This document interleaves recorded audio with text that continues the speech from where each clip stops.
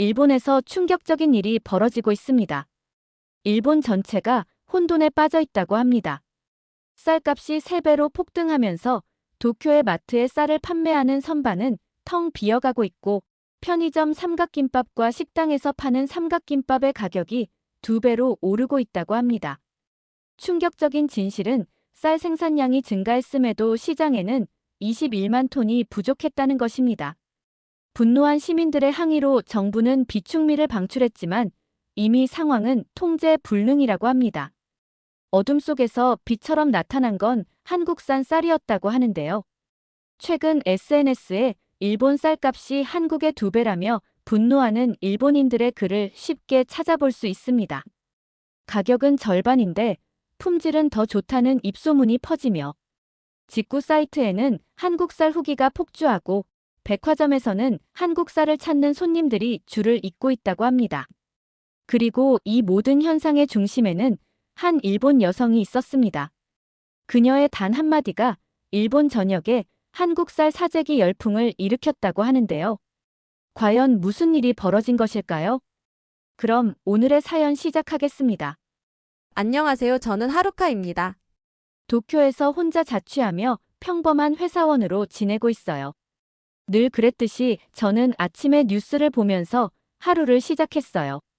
뉴스 헤드라인에는 또다시 니가타 코시히카리 60kg. 가격이 1년 만에 3배나 뛰어 시장이 패닉 상태라는 소식이 떠 있었어요. 창문 밖에는 빗방울이 부딪히는 소리가 들렸고 저는 빗소리를 들으며 밥솥을 열었어요. 그런데 바닥에 눌어붙은 쌀이 얇게 붙어 있을 뿐이었어요. 이제 쌀을 사야 하는데 하고 속으로 중얼거렸지만 지갑 사정이 여의치 않았어요. 5kg에 4만 엔이라니 정말 말도 안 되는 가격이었어요. 혼자 산 지 5년이 넘었지만 이렇게 쌀 한 포대를 사는 일이 부담스러울 줄은 상상도 못했어요. 엄마, 요즘 쌀 농사는 어때요? 벌써 수확철인데 아무리 일을 해도 이익이 거의 없다고 들었어요. 중국산이나 다른 나라 쌀이 너무 싸서 우리 쌀값이 못 오르고 대신 농사 비용은 계속 오르잖아요. 저도 일주일째 쌀이 떨어져서 저녁마다 편의점 삼각김밥 아니면 라면으로 때우고 있어요. 창가에 앉아 비 내리는 도쿄 거리를 바라보며 우리나라는 정말 잘하고 있는 걸까? 하고 생각했어요. 그때 휴대폰 알림이 울렸는데 팀장님이 보낸 메시지였어요. 이번 주에 제가 가려고 했던 한국 출장은 제가 못 가게 됐습니다. 급한 일이 생겨서요. 하루카 씨, 대신 가줄 수 있나요? 스마트 농업 박람회 자료 수집입니다. 갑작스런 요청에 한동안 멍해졌지만 도쿄를 벗어나 볼 수 있겠구나 하는 생각에 마음이 조금 설렜어요. 한국이라니 저에게는 매운 음식의 나라 정도로만 생각했던 곳이었거든요. 쌀에 대해선 한 번도 의심해 본 적 없었고 일본 쌀이 세계 최고라고 믿었어요. 알겠어요. 제가 갈게요. 언제 출발하면 될까요? 내일 아침 비행기예요. 갑작스러워서 미안한데 부탁드립니다. 그 말을 듣고 저는 다음 날 떠난다는 사실에 허둥지둥 짐을 꾸렸어요. 여권을 찾고 간단한 옷 몇 가지를 가방에 집어넣고 집을 나서기 전 마지막으로 빈 밥솥을 한 번 더 바라봤어요. 이 여행이 제 인생을 완전히 바꿔놓을 줄은, 그리고 쌀에 대한 저의 확고한 믿음이 완전히 뒤집힐 줄은 전혀 몰랐죠. 비행기에 올라탈 때까지도 저는 뉴스에 시선을 떼지 못했어요. 21만 톤의 쌀이 사라졌다. 국민이 정부 해명을 요구합니다. 한숨을 쉬며 저는 비행기에 몸을 실었어요. 이 한국행 비행기가 제 운명을 바꾸는 첫걸음이 될 거라고는 그때 상상도 못했어요. 구름 사이로 한국 땅이 보이기 시작했는데 저는 창밖 풍경을 보며 한국은 지도에서만 본 이웃 나라일 뿐 솔직히 큰 관심 없었는데 하고 생각했어요. 쌀도 마찬가지였어요. 일본 쌀이 최고라고 믿어 의심치 않았거든요. 승객 여러분, 곧 김포국제공항에 도착할 예정입니다. 현재 서울 날씨는 맑음, 기온 24도입니다. 승무원 안내를 듣고 창밖을 보니 일본과는 사뭇 다른 풍경이 펼쳐져 있었어요. 착륙 준비를 하면서 회사에서 받은 자료를 훑어봤어요. 스마트 농업 박람회 식품 산업 혁신의 미래를 만나다라는 제목이었죠. 제 임무는 일본 농업 기술과 한국 기술, 특히 쌀 재배 기술을 비교하는 것이었어요. 솔직히 말해 몇 장 보고서 채우려는 평범한 출장이 될 거라고만 생각했어요. 입국 수속을 마치고 나오니 제 이름이 적힌 피켓을 든 기사님이 보였어요. 차에 올라타자 일본에서 오셨나요? 한국은 처음이세요? 네, 처음 왔어요. 업무차 왔습니다. 무슨 일로 오셨나요? 스마트 농업 박람회에 가서 농업 기술 자료를 수집하려고요. 기사님이 고개를 끄덕이며 미소 지으셨어요. 아, 그렇군요.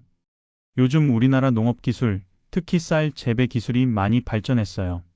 세계 최상급이라고 자부합니다. 속으로 일본 쌀보다 나을 리 없는데 하고 생각하면서도 저는 정중히 웃으며 고개를 끄덕였어요. 호텔에 체크인하고 방에 올라가 창문을 열었더니 한강이 도심 사이로 굽이진 모습이 눈에 들어왔어요. 인상적이었지만 피곤해서 일찍 자야겠다고 마음먹었죠. 내일 일정을 대비하려고요. 잠들기 전 휴대폰으로 박람회 장소를 확인했는데 시골이 아니라 서울 한복판 거대한 전시장이더라고요. 농업 박람회가 이렇게 최첨단 도심에서 열리다니 놀라웠어요. 내일은 자료만 훑고 틈나면 쇼핑이나 해야겠다. 그런 생각을 마지막으로 저는 잠이 들었어요. 이 여행이 제 생각을 완전히 바꿔놓을 줄은 그때도 몰랐죠. 다음 날 아침 호텔 조식 뷔페로 내려갔어요. 일본 호텔과 비슷했지만 미묘하게 다른 점들이 있었어요. 그리고 그곳에서 제 인생을 바꿀 첫 만남, 한국에 갓 지은 밥을 맛봤어요. 뷔페에는 여러 가지 음식이 있었지만 저는 습관대로 밥을 가장 먼저 퍼담았어요. 평범한 흰쌀밥처럼 보였거든요. 자리에 앉아 한 숟가락 떠서 입에 넣는 순간 저는 얼어붙었어요. 이게 무슨 맛이지?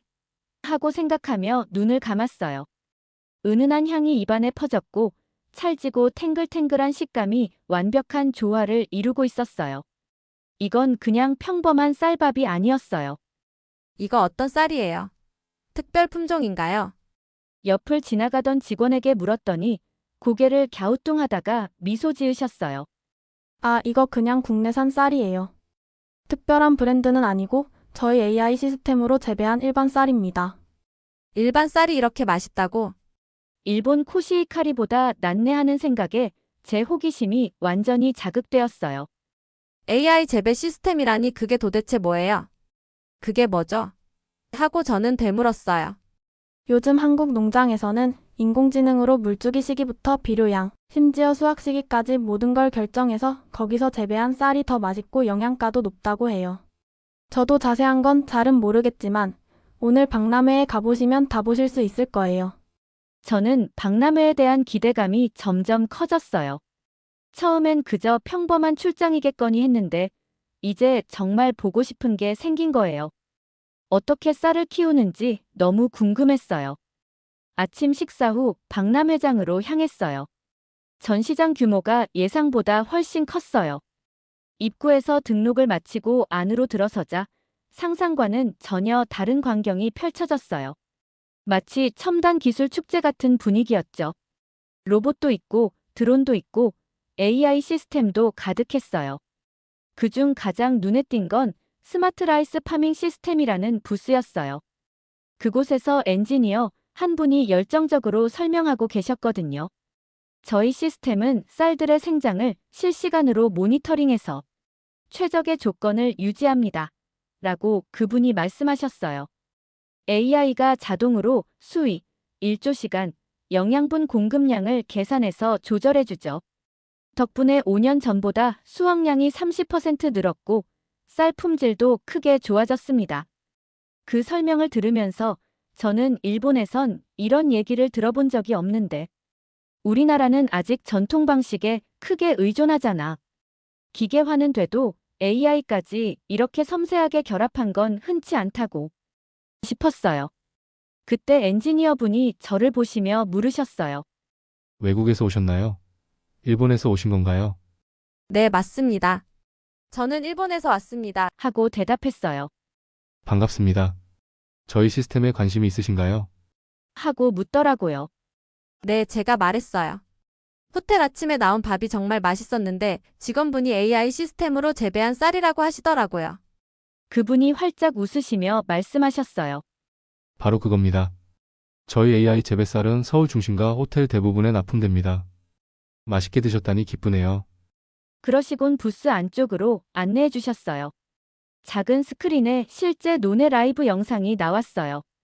드론이 논 위를 날아다니며 데이터를 수집하고 자동 시스템이 물과 영양분을 공급하는 장면이었죠.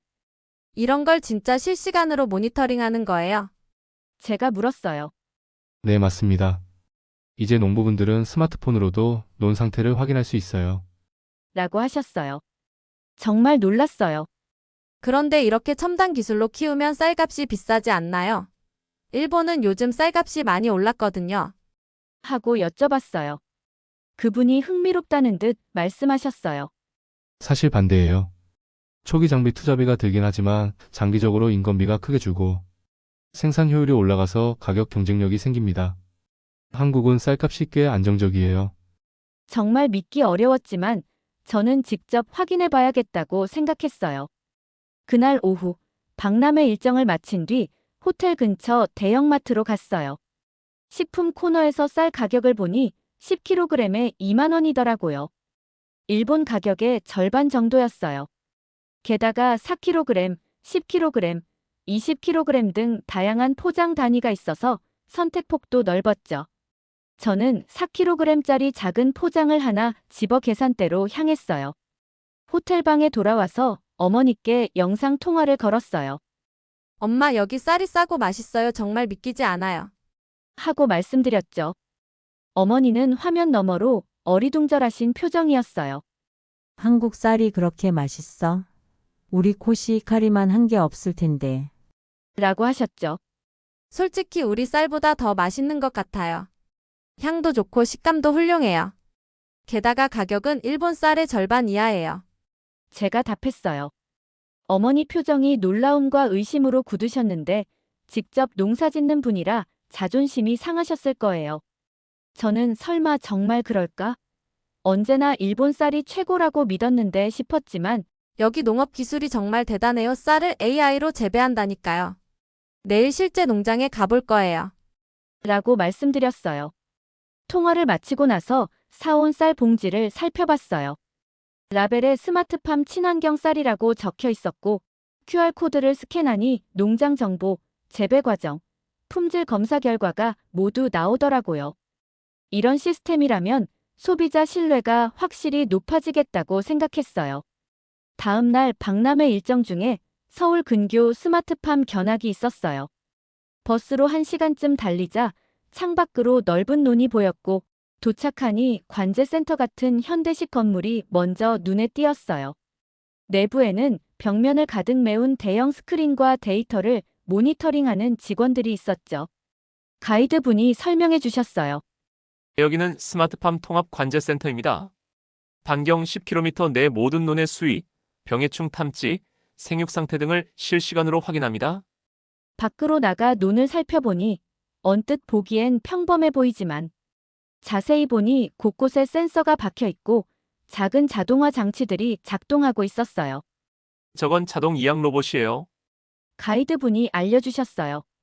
사람 손대지 않고 모내기를 다 해줍니다. 저쪽은 드론 이착륙장이에요. 라며 또 설명해 주셨죠. 드론이 스스로 이륙해서 논을 촬영하고 데이터를 수집합니다. 저는 감탄하며 메모했어요. 이런 시스템이면 농촌 인력난을 해결할 수 있겠다. 일본도 농촌 고령화가 심각한데 하고 생각했어요. 견학을 이어가며 더 놀라운 기술들을 봤어요. 한 구역에는 자동 수확 시스템이 있었는데 쌀이 완전히 익으면 AI가 날씨 정보, 생육 단계, 시장 가격 등을 종합해 최적의 수확 시기를 판단하고 자동 수확기가 작동하더라고요. 덕분에 품질이 균일하게 유지된다고 했어요. 일본 농부들이 여전히 허리를 굽혀 손으로 수확하는 모습이 떠올랐어요. 일본도 기계화는 됐지만 이런 통합 시스템은 아직 없잖아 하고 생각했답니다. 농장 투어를 계속하면서 저는 훨씬 더 놀라운 기술들을 보게 되었어요. 한쪽에는 자동화 수학 시스템이 있었는데 벼가 완전히 자라면 AI가 최적의 수학 시기를 판단해서 자동 수학기가 가동된다고 했습니다. 이 시스템은 날씨 데이터, 작물 성숙도, 시장, 가격 등을 분석해서 언제 수확할지 결정하기 때문에 쌀이 항상 최고 품질을 유지할 수 있다고 했어요. 가이드분의 설명을 들으면서 아직도 허리를 굽히고 손으로 벼를 베는 일본 농부들의 모습이 떠올랐습니다. 물론 일본에도 기계화된 농법이 있긴 하지만 이렇게 통합된 시스템은 없다고 했습니다. 수확한 쌀은 어떻게 가공되나요? 하고 제가 물었어요. 저쪽 건조가공센터로 바로 보내집니다. 하고 가이드분이 답변했습니다. 거기서는 건조, 도정, 선별, 포장까지 모두 자동 시스템이 처리해요. 전 과정이 컴퓨터로 제어되기 때문에 인력 투입이 거의 필요 없습니다. 우리는 최첨단 공장처럼 보이는 건조 가공센터로 이동했는데 컨베이어 벨트를 타고 벼가 여러 단계를 거치며 움직이고 있었습니다. 가장 인상적이었던 건 자동 선별 시스템이었어요. 이 기계는 나탈 하나하나를 스캔해서 크기, 색상, 형태를 분석하고 기준에 미달하는 쌀은 자동으로 걸러냈습니다. 덕분에 품질이 완전히 균일하게 유지된다고 했습니다. 가이드분이 작은 디스플레이를 보여주셨는데 선별된 쌀의 실시간 데이터가 표시되고 있었어요. 불합격 비율이 0.01% 이하로 유지되고 있다는 사실을 보고 정말 놀랐습니다. 이렇게 품질을 철저히 관리할 수 있다는 게 믿기 어려웠습니다. 엑스포 센터로 돌아가는 버스 안에서 저는 방금 본 모든 것을 되새겨 보았어요. 일본과 한국 모두 쌀을 주식으로 하는 문화적 중요성은 같지만 농업 기술 수준에는 엄청난 차이가 있다는 생각이 들었습니다. 한국은 첨단 기술을 실제 현장에 적극적으로 적용하고 있었습니다. 엑스포의 마지막 날에는 농업 기술 부스를 더 세심히 살펴보았어요. 수경 재배 시스템, 수직 농장, 플랜트 팩토리 등 미래 농업을 보여주는 기술이 많았지만 제 관심은 여전히 벼 농업 기술에 머물러 있었습니다.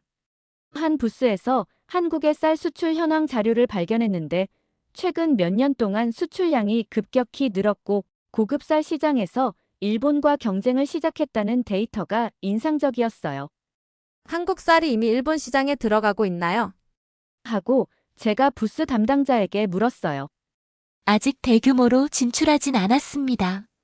하고 그분이 답했어요. 하지만 해외 한인 마켓 채널을 통해 수출이 꾸준히 확대되고 있고요. 가격 대비 품질 경쟁력으로 높은 평가를 받고 있습니다. 이 말을 듣고 저는 갑자기 불안해졌습니다. 만약 한국 쌀이 본격적으로 일본 시장에 진출한다면 이미 어려움을 겪고 있는 일본 농부들은 어떻게 될까 걱정이 되었어요. 저희 어머니의 작은 농장도 영향을 받을 수 있겠다는 생각이 들었습니다. 동시에 전통에만 집착하면 더 큰 위기를 맞을 수도 있겠다는 생각도 스쳤습니다. 엑스포가 끝난 뒤 호텔로 돌아와서 모은 자료를 정리하면서 제가 본 것들의 충격적인 여파를 다시금 깨달았어요. 우리는 쌀 문화유산을 자랑하지만 이웃나라인 한국이 훨씬 앞서 나가고 있었습니다. 다음 날 아침 출발 시간이 다가오자 저는 마지막으로 그 맛있는 밥을 한 그릇 더 먹고 싶어졌어요. 밥 공기를 가득 채워 조용히 음미했는데 돌아가면 당분간 저렇게 맛있는 쌀밥을 먹기 어려울 것 같아 아쉬웠습니다. 공항으로 가는 택시 안에서 창밖을 바라보며 저는 속으로 생각했어요. 그저 일상적인 데이터 수집 출장이었는데 제 인생의 전환점이 될 줄은 꿈에도 몰랐어요. 비행기 안에서 저는 보고서 개요를 작성했어요. 한국의 스마트 농업 기술, 특히 벼 재배 시스템에 대한 세부 섹션을 포함했습니다. 결론에선 조심스럽게도 일본도 전통적인 방식에서 벗어나 첨단 기술을 적극 도입해야 한다고 제안했어요. 도쿄에 착륙하자마자 저는 곧장 사무실로 달려가 팀장님께 보고서를 제출하고 간단히 제 소견을 설명했습니다. 예상보다 훨씬 더 놀라운 기술들을 보았습니다. 하고 제가 말씀드렸어요. 특히 AI 기반 스마트팜 시스템이 정말 인상적이었습니다. 팀장님은 보고서를 읽고 깊이 고개를 끄덕이시며 흥미롭구나라고 하셨습니다. 하지만 일본에 이런 시스템을 들여오려면 비용 문제도 있고 무엇보다 농부들의 반발이 클 거야. 현실적인 제약이 있지. 그래도 저는 참지 못하고 여쭤봤어요. 그럼 계속 쌀값 상승과 인력 부족 문제로 고통받아야만 하나요? 팀장님은 잠시 생각하시다. 다음 주에 지역 농업 박람회가 열려. 거기 가서 농부들 의견을 직접 들어보는 게 어떻겠니? 현장에서 듣다 보면 더 좋은 해결책이 떠오를 수도 있어. 라고 말씀하셨습니다. 일주일 뒤, 저는 니가타 현에서 열린 농업 박람회에 참석했어요. 현지 농부들이 각자 농산물을 전시하고 정보를 교환하고 있었습니다. 대부분이 50대에서 60대 분들이었어요. 저는 한 어르신 농부님과 이야기를 나누기 시작했습니다. 저는 쌀 농사를 40년 넘게 지었어요. 하고 농부님이 말씀하셨습니다. 그런데 요즘은 정말 힘듭니다. 인력도 없고, 비용은 오르고, 쌀값은 불안정하고, 날씨도 예측할 수가 없어요. 모든 게 관리 불가능해졌어요. 저는 조심스럽게 한국에서 봤던 스마트팜 시스템을 설명했어요. 만약 AI와 자동화를 도입한다면 인력 부족을 해결하고 생산성도 높일 수 있지 않을까요? 농부님은 씁쓸히 웃으시며 그런 시스템은 대규모 농장에만 어울린다네. 우리 같은 소규모 농장은 그 기술을 배울 자본도 역량도 없어. 정부 지원이나 프로그램에서도 소외됐고. 라고 답하셨어요. 다른 농부님들도 비슷한 이야기를 들려주셨는데 희망보다는 체념 섞인 목소리가 더 많았어요. 자식들은 농사짓기를 꺼린다며 농장의 미래가 불투명하다는 분들도 계셨습니다. 박람회를 돌아보는 동안 마음이 무거워졌어요. 한국은 이미 엄청나게 앞서가고 있는데 우리는 지금까지 무엇을 하고 있었나 하는 자괴감이 들었어요. 집에 돌아오자마자 저는 어머니께 전화를 걸어 박람회에서 보고 들은 이야기를 솔직히 털어놓았습니다. 어머니, 우리도 정말 변해야 할 것 같아요. 안 그러면 진짜 어려워질 것 같아요. 하고 제가 말씀드렸죠. 어머니는 한참 침묵하시더니 그러게 하루카지만 변하는 건 쉽지 않아. 대대로 해오던 방식을 바꾼다는 게 말처럼 될까 싶구나. 라고 하셨어요. 그 통화를 마친 뒤 저는 며칠간 고민했어요. 뭔가 반드시 해야만 했습니다. 회사에선 제 보고서가 관심을 받았지만 진짜 변화는 오래 걸릴 테니까요. 그러다 어느 날 저녁 충동적으로 한국 온라인 스토어를 찾아봤어요. 다행히 일본어 지원이 되는 사이트를 찾았고 한국에서 맛봤던 그 쌀, AI 재배, 친환경 스마트팜 쌀을 검색했습니다. 몇 번의 클릭 끝에 원하는 상품을 발견했어요. 10kg 한 포대 가격이 일본 쌀 절반쯤이더라고요. 배송비 포함해도요. 망설이다가 주문하기 버튼을 눌렀습니다. 어머니와 한 포대만 나눠 먹으려고 했는데 확인 화면이 뜨자마자 왠지 모를 죄책감이 밀려왔어요. 고향을 배신하는 것 같기도 하고요. 하지만 호기심과 기대가 더 커서 정말 맛이 한국에서처럼 좋은지 확인해보고 싶었습니다. 일주일 뒤 소포가 도착했어요. 깔끔하게 포장된 쌀 포대에 QR코드가 붙어 있었죠. 스캔해보니 농장 정보, 수확 날짜, 품질 검사 결과까지 모두 나왔습니다. 이 투명한 시스템에 다시 한번 놀랐어요. 주말에 어머니를 초대해 같이 한 끼를 먹었어요. 일부러 쌀 출처는 말하지 않고 특별한 쌀이야 라고만 했습니다. 밥이 지어지며 김이 모락모락 올라오자 방 안에 퍼지는 향기부터 달랐습니다. 이게 무슨 쌀이래? 냄새가 정말 끝내주네. 하고 어머니께서 물으셨어요. 저는 비밀인 척 밥을 담으며 맛 한번 보세요라고만 했습니다. 어머니가 첫 숟가락을 드셨을 때 표정이 확 바뀌었어요. 놀람에서 호기심, 그리고 기쁨으로요. 이게 진짜 밥이야? 향이 독특하고 밥알 식감도 예술이네. 내 평생 먹어본 밥 중 최고야. 어머니께서 감탄하며 드시는 모습을 보자 참던 진실을 털어놓았습니다. 사실 이건 한국 쌀이에요. 어머니는 의외로 담담하게 알아봤어. 확실히 우리 쌀과 다른데 정말 맛있구나. 라고 말씀하셨어요. 솔직한 반응에 안도감이 들었습니다. 식사하면서 한국에서 본 스마트팜 기술에 대해 자세히 설명드렸어요.